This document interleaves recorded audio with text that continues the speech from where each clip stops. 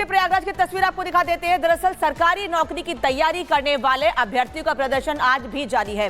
कल हमने आपको तस्वीर दिखाई दी कि किस तरह से वहां पर नाराजगी सामने आई थी और बहुत बड़ी संख्या में अभ्यर्थी सड़कों पर उतरे हुए थे। हालांकि इसको लेकर अल्टीमेटम पहले ही दे दिया गया था, लेकिन जितनी संख्या में उम्मीद प्रशासन ने की थी उससे बहुत बड़ी संख्या में अभ्यर्थी इकट्ठे हुए थे। और आज एक बार फिर यहाँ पर तस्वीरें आपको दिखा रहे हैं प्रयागराज की, जहां बड़ी संख्या में अभ्यर्थी पहुंचे हुए हैं प्रदर्शन करने के लिए। और इनका कहना है कि एक ही पाली में एक ही दिन में परीक्षा कराई जाए, अलग अलग दिनों में परीक्षा कराए जाने का ये विरोध कर रहे हैं। 2 पाली में परीक्षा का विरोध किया जा रहा है। सरकारी नौकरी की तैयारी कर रहे हैं ये लोग और इनका यही कहना है कि इनकी बात प्रशासन नहीं सुन रहा है। इन्होंने पहले बातचीत करने की कोशिश की, जब बात नहीं सुनेगी तो प्रदर्शन का अल्टीमेटम दिया और आज एक बार फिर प्रदर्शन जारी है। उत्तर प्रदेश लोक सेवा आयोग प्रयागराज के बाहर यहाँ पर प्रोटेस्ट किया जा रहा है और बैरिकेड्स लगाए गए हैं। चारों तरफ से पुलिस ने घेराव कर लिया है ताकि आगे ना बढ़े अभ्यर्थी, लेकिन ये सभी अपनी मांगों को लेकर अड़े हुए हैं। कल की बैठक बेनतीजा रही, आज कुछ बैठक का टाइम मिला है क्या? अब बैठक का टाइम मिला है, कल सचिव जी आए तो वार्ता करने।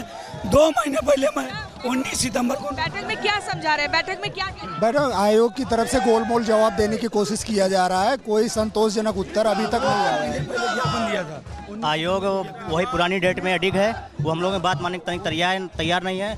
वो फुल रूप से मूड बना लिया कि हम करप्शन करेंगे। वो करप्शन अभी पीसीएसजे में भी किया है। मैम हमारा कहना ये है कि 1 शिफ्ट 1 एग्जाम हो, इससे करप्शन नहीं होगा। और पूरी बात आपको बता 2 महीने पहले हमने ज्ञापन दिया था कि हमको स्वीकार नहीं है। 3 बार आंदोलन किया, ये बात नहीं सुने। आज फिर हम लोग यहाँ डटे। हमें आश्वासन नहीं चाहिए। मैम देखिए तस्वीरें हम आपको लगातार दिखा रहे हैं। यहाँ पर देखिए किस तरीके प्रोटेस्ट हो रहा है, भयंकर तरीके से प्रोटेस्ट किया जा रहा है। नो नॉर्मलाइजेशन, नो करप्शन, इस तरह की बातें हो रही है और ये अपनी मांगों पर अड़े हुए हैं। आज दूसरा दिन प्रोटेस्ट का अब देखना होगा कि कितने दिन ये प्रोटेस्ट लगातार चलता है।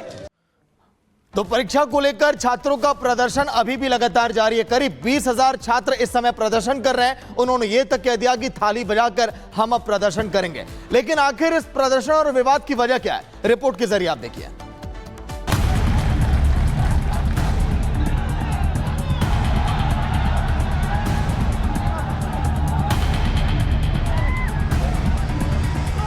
हल्ला बोल, हंगामा, नारेबाजी और जमकर बवाल। छात्रों ने अपने हक की आवाज उठाई, परीक्षा को लेकर प्रदर्शन किया तो प्रशासन इतना नाराज हो गया। तस्वीरें उत्तर प्रदेश के प्रयागराज की है, जहां यूपी पीसीएस परीक्षा को एक शिफ्ट में कराने की मांग को लेकर अभ्यर्थी लोक सेवा आयोग के सामने प्रदर्शन कर रहे थे। धीरे धीरे छात्रों का प्रदर्शन बढ़ता गया, सड़क पर ट्रैफिक जाम हो गया। इस दौरान पुलिस और छात्रों के बीच झड़प होने लगी। पुलिस के बैरिकेड्स को फांदते हुए छात्र आयोग के दफ्तर के बाहर पहुँच गए। कुछ छात्र आए हैं जो अपनी कुछ बात रखना चाह रहे हैं। सभी छात्रों को समझा बुझा के जो चिन्हित धरना स्थल है, जो धरना स्थल चौकी अंतर्गत थाना सिविल लाइन आता है, वहाँ पे जाने के लिए अनुरोध किया जा रहा है। काफ़ी छात्र वहाँ पे चले भी गए हैं और भी जो छात्र यहाँ पे आए हुए हैं उन सबको भी यही बताया जा रहा है कि वो चिन्हित स्थल पे जाएं और शांतिपूर्वक और डेमोक्रेटिक तरीके से अपनी बात रखें। उनकी बात जो है वो उच्च स्तर पे रेज की जाएगी और सब तक पहुँचाई भी जाएगी। पीसीएस प्री 2024 परीक्षा का आयोजन 7 और 8 दिसंबर को है, जबकि आरओ प्रारंभिक परीक्षा 22 और 23 दिसंबर को होनी है। लेकिन छात्र 1 डे 1 पेपर की मांग पर अड़ गए तो हंगामा हो गया। फिर सियासत भी शुरू होनी ही थी। अखिलेश ने योगी सरकार को घेरते हुए पोस्ट किया। यूपी पीसीएस में धांधली को रोकने के लिए अभ्यर्थियों ने मांग बुलंद की तो भ्रष्ट बीजेपी सरकार हिंसक हो उठी। हम फिर दोहराते हैं, नौकरी बीजेपी के एजेंडे में है ही नहीं। इस आरोप का पलटवार योगी के डिप्टी केशव मौर्य ने किया और अखिलेश को अपनी सरकार के दिन याद दिला दिए। उन्होंने लिखा, अखिलेश यादव को छात्रों के मुद्दों पर बोलने का नैतिक अधिकार नहीं है। 2012 से लेकर 2017 तक सपा सरकार में क्या क्या हुआ था ये पूरा प्रदेश जानता है। इतना ही नहीं, डिप्टी सीएम ने छात्रों को सपा की राजनीति का शिकार ना होने की नसीहत दी तो पुलिस को लाठीचार्ज न करने की हिदायत भी दे डाली। Bureau report, Republic Bharat. और शाहरुख खान को जान से मारने की धमकी मामले में मुंबई क्राइम ब्रांच ने एक संदिग्ध को हिरासत में लिया है। इससे लगातार पुलिस पूछताछ कर रही है। दरअसल ये शख्स छत्तीसगढ़ के रायपुर से गिरफ्तार किया गया है और कहा जा रहा है कि इसने ही शाहरुख खान को धमकी दी है। हालांकि ये संदिग्ध है और इसे हिरासत में लेकर पूछताछ की जा रही है। छत्तीसगढ़ के रायपुर से इसे हिरासत में लिया गया है और इसे पुलिस पूछताछ कर रही है। शाहरुख खान को जान से मारने की धमकी मामले में ये बड़ा अपडेट आपको बता रहे हैं, मुंबई पुलिस ने एक संदिग्ध को हिरासत में लिया है जिससे पूछताछ की जा रही है। छत्तीसगढ़ के रायपुर से इस शख्स को हिरासत में लिया गया है। बता दें आपको कि पिछले कुछ दिनों में शाहरुख खान, सलमान खान समेत कई अभिनेताओं को जान से मारने की धमकी दी गई और इस मामले में कार्रवाई जारी है।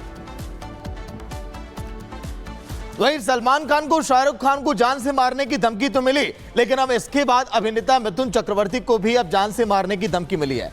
पाकिस्तान का एक गैंगस्टर भट्टी जिसने धमकी दी है क्योंकि उसने इस बात का जिक्र किया कि मिथुन दा के बयान से वहां के मुस्लिमों पर काफी प्रभाव पड़ा है और 10 से 15 दिनों के अंदर उसने माफी मांगने की बात भी कही है। रिपोर्ट आप देखिए।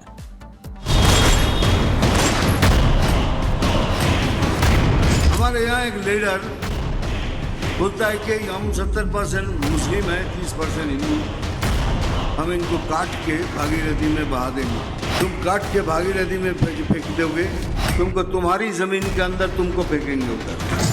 सलमान खान, शाहरुख खान के बाद एक और बॉलीवुड के बड़े अभिनेता मिथुन चक्रवर्ती को जान से मारने की धमकी मिली। सबसे बड़ी बात यह है कि ये धमकी लॉरेंस के करीबी ने दी है। 15 दिन में कोई वीडियो अपनी जारी करो और माफी मांग लो, यही बेहतर है। मांग लो माफी आप, क्योंकि आपका माफी मांगना बनता भी है। पाकिस्तानी डॉन शहजाद भट्टी ने मिथुन को मुसलमानों को लेकर दिए गए बयान पर धमकाया है। अब सुनिए आखिर फिल्म अभिनेता मिथुन चक्रवर्ती ने कोलकाता की रैली में मुसलमानों को लेकर क्या कहा था। हमारे यहाँ एक लीडर बोलता है कि हम 70% मुस्लिम है, 30% हिंदू, हम इनको काट के भागीरथी में बहा देंगे।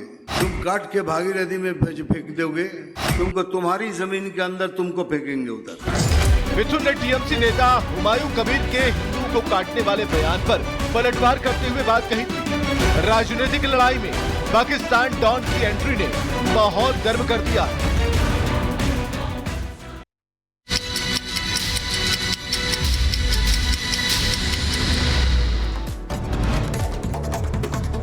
खालिस्तानी आतंकी पन्नू ने राम मंदिर को दी उड़ाने की धमकी। बढ़ाई गई राम मंदिर परिसर की सुरक्षा। धमकी मिलने के बाद पुलिस प्रशासन अलर्ट।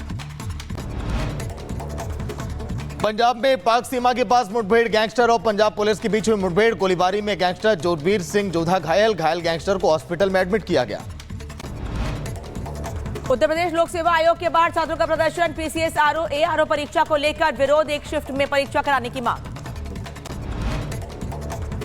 छात्रों के प्रदर्शन पर यूपी के डिप्टी सीएम केशव मौर्य का बयान। कहा छात्रों की चिंताएं गंभीर और महत्वपूर्ण। अधिकारियों से छात्रों की मांगे सुनने के लिए कहा गया। जम्मू कश्मीर के सोनमर्ग में बर्फबारी, इलाके की बढ़ी रौनक। स्थानीय लोगों ने उठाया मौसम का लुत्फ। देवउठनी एकादशी के अवसर पर अयोध्या में सरयू घाट पर श्रद्धालुओं ने आस्था की डुबकी लगाई। मंदिर में पूजा अर्चना भी की। अहमदाबाद में एयरपोर्ट स्टाफ ने विस्तारा एयरलाइंस को दी विदाई। विस्तारा एयरलाइंस का एयर इंडिया में हुआ विलय। अंबेडकर नगर में 14 साल की बच्ची का शारीरिक शोषण करने वाला आरोपी शकीब गिरफ्तार। गर्भवती होने पर बच्ची को दवा खिला दी। बच्ची का अस्पताल में इलाज अभी जारी। सड़क हादसे में 6 लोगों की देहरादून में मौत हो गई है। बहुत तेज रफ्तार थी गाड़ी की बताया जा रहा है और छात्र बताए जा रहे हैं जो गाड़ी में सवार थे। यूपी के मऊ में सड़क हादसे में पुलिस कांस्टेबल की मौत हो गई। ट्रक से हुई टक्कर। पुलिस ने ट्रक चालक को हिरासत में ले लिया। बदायूं में खाई में ऑटो पलटने से हादसा। एक युवक की मौत, 2 घायल। इलाज के लिए हर सेंटर किया गया रेफर। तमिलनाडु के तिरुवल्लुर में हुई झमाझम बारिश। कई जगहों पर हुआ जलभराव। तापमान में गिरावट भी दर्ज की गई।